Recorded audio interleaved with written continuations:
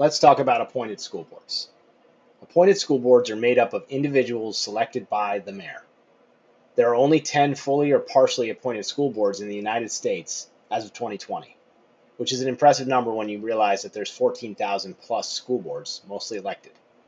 Chicago has had a fully appointed school board since 1995, so most Chicagoans are more familiar with this system.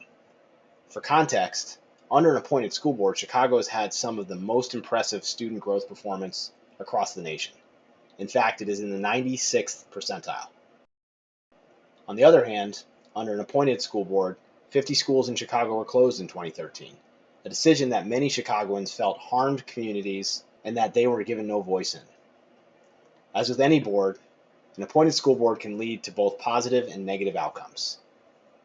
An important pro of the appointed model is it keeps the mayor accountable to CPS. What happens in CPS, the good and the bad, falls on the mayor's shoulders. Mayor Emanuel decided not to run for a third term, in part due to the school closures that happened on his watch. This also ensures that the city is willing to align resources to support the schools when needed. For example, by providing additional funding during a pandemic. By selecting the board members, the mayor is able to choose people who put politics aside to collaborate.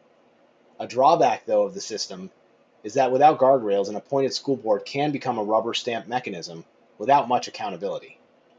You can't vote individual members out for bad behavior or bad decisions. That accountability ultimately falls on the mayor. Additionally, community representation and balance of voices on the board is determined by the mayor, which means that the board might or might not be representative of the people it serves depending on who is in the mayor's office. Thinking about the pros and cons of an all-appointed school board, is this a system you'd want to see in Chicago? If not, are there any elements that you would consider positive? Are there elements you'd limit through policy, like ensuring seats are reserved for parents or creating guarantees of racial and geographic representation that matches CPS's diversity?